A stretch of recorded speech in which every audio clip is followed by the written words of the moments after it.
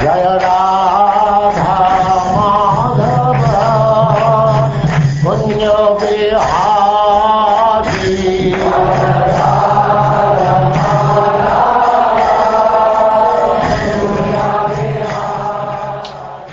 And now chapter 45.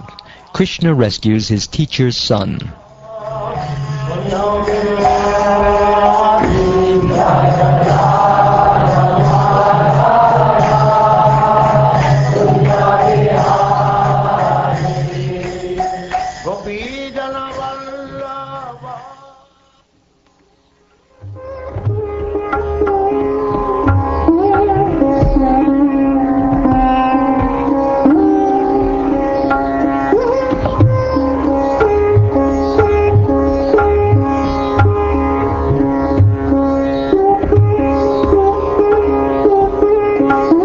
Goswami said, understanding that his parents were becoming aware of his transcendental opulences, the Supreme Personality of Godhead thought that this should not be allowed to happen.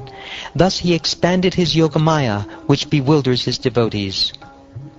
Lord Krishna, the greatest of the Sattvatas, approached his parents with his elder brother. Humbly bowing his head and gratifying them by respectfully addressing them as "my dear mother" and "my dear father," Krishna spoke as follows.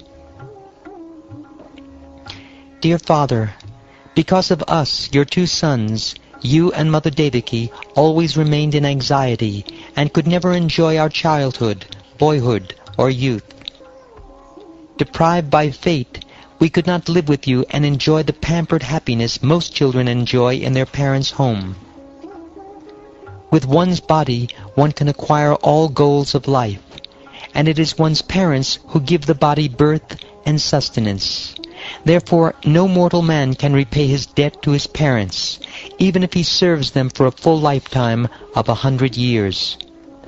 A son who, though able to do so, fails to provide for his parents with his physical resources and wealth, is forced after his death to eat his own flesh. A man who, though able to do so, fails to support his elderly parents, chaste wife, young child, or spiritual master, or who neglects a Brahmin or anyone who comes to him for shelter, is considered dead, though breathing. Thus we have wasted all these days, unable as we were to properly honor you because our minds were always disturbed by fear of Kamsa. Dear father and mother, please forgive us for not serving you. We are not independent and have been greatly frustrated by cruel Kamsa.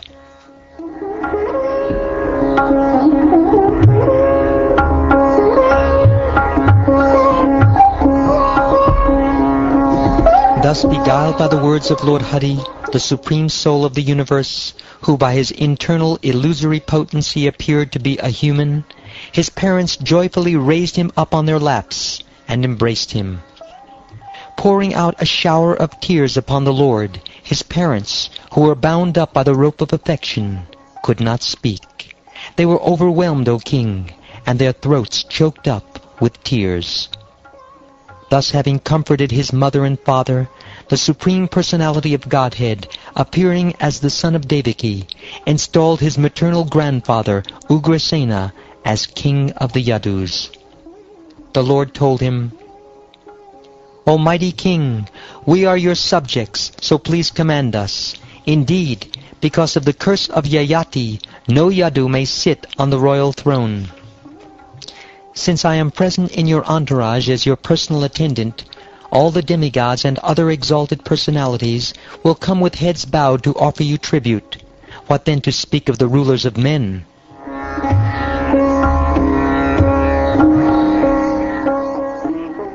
The Lord then brought all his close family members and other relatives back from the various places to which they had fled in fear of Kamsa. He received the Yadus, Vrishnis, Andakas, Madhus, Dasharas, Kukaras, and other clans with due honor, and he also consoled them, for they were weary of living in foreign lands. Then Lord Krishna, the creator of the universe, resettled them in their homes and gratified them with valuable gifts. The members of these clans, protected by the arms of Lord Krishna and Lord Sankarshan, felt that all their desires were fulfilled. Thus they enjoyed perfect happiness while living at home with their families. Because of the presence of Krishna and Balaram, they no longer suffered from the fever of material existence. Every day these loving devotees could see Mukunda's ever-cheerful lotus face, which was decorated with beautiful, merciful, smiling glances. Even the most elderly inhabitants of the city appeared youthful, full of strength and vitality, for with their eyes they constantly drank the elixir of Lord Mukunda's lotus face. Then, O exalted Parikshit, the Supreme Lord Krishna, the son of Devaki, along with Lord Balaram, approached Nanda Maharaj. The two lords embraced him and then addressed him as follows. O Father, you and Mother Yashoda have affectionately maintained us and cared for us so much. Indeed, parents love their children more than their own lives. They are the real father and mother who care for, as they would their own sons, children abandoned by relatives unable to maintain and protect them. Now you should all return to Vraja, dear father. We shall come to see you, our dear relatives, who suffer in separation from us, as soon as we have given some happiness to your well-wishing friends.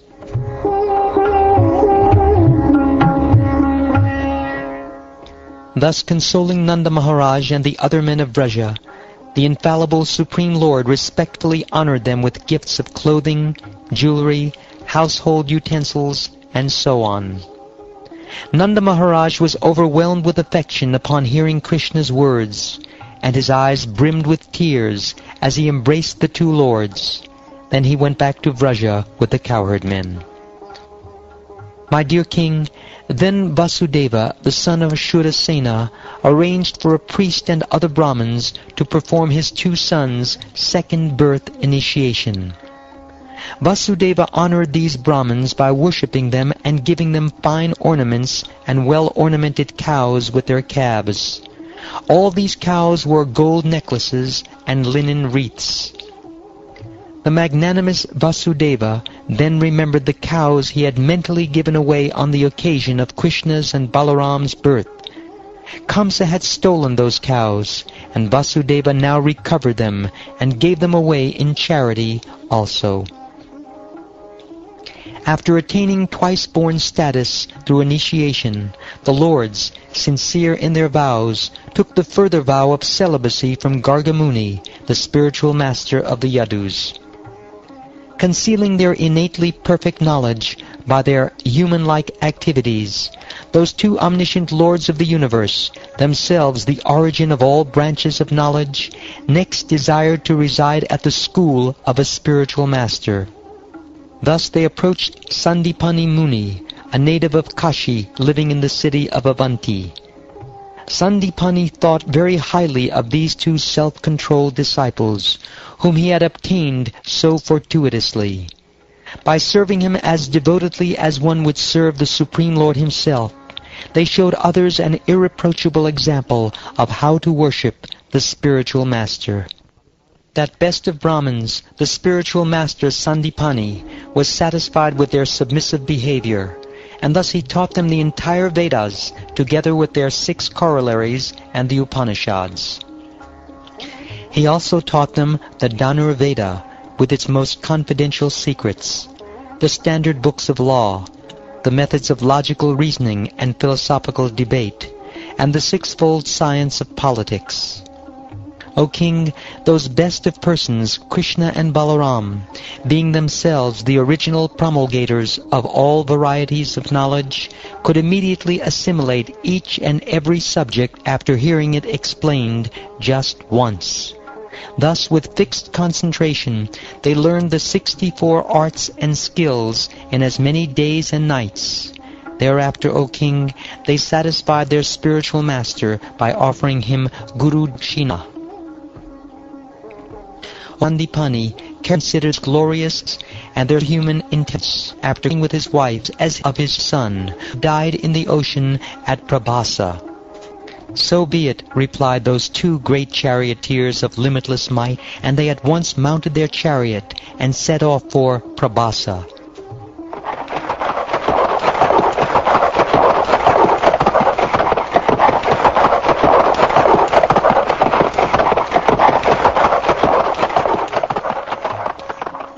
When they reached and sat down,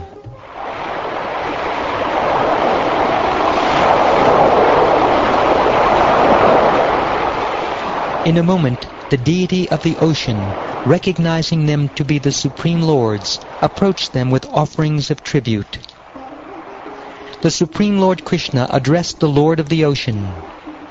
"Let the son of my Guru be presented at once, the one you seized here with your mighty waves." "O Lord Krishna, it was not I who abducted him, but a demoniac descendant of Diti named Panchajana, who travels in the water in the form of a conch. Indeed, that demon has taken him away." Hearing this, Lord Krishna entered the ocean, found Panchajana, and killed him. But the Lord did not find the boy within the demon's belly. Lord Janardhan took the conch shell that had grown around the demon's body and went back to the chariot. Then he proceeded to Samyamani, the beloved capital of Yamaraj, the Lord of Death.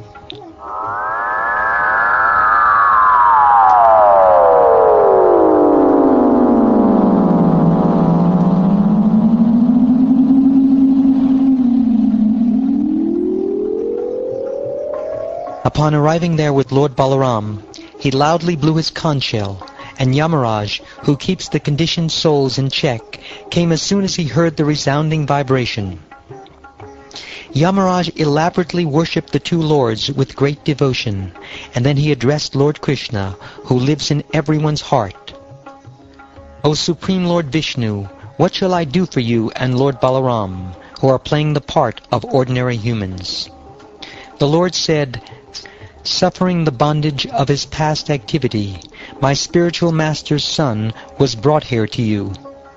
O great king, obey my command and bring this boy to me without delay." Yamaraj said, "So be it," and brought forth the Guru's son. Then those two most exalted Yadus presented the boy to their spiritual master and said to him, "Please select another boon." The spiritual master said, "My dear boys, you two have completely fulfilled the disciple's obligation to reward his spiritual master. Indeed, with disciples like you, what further desires could a guru have? O heroes, now please return home. May your fame sanctify the world, and may the Vedic hymns be ever fresh in your minds, both in this life and the next."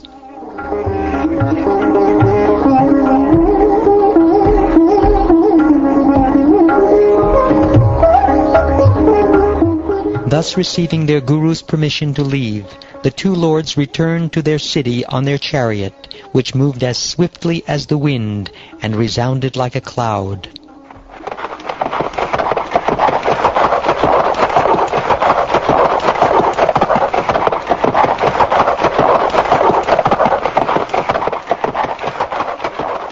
All the citizens rejoiced upon seeing Krishna and Balaram, whom they had not seen for many days. The people felt just like those who have lost their wealth and then regained it.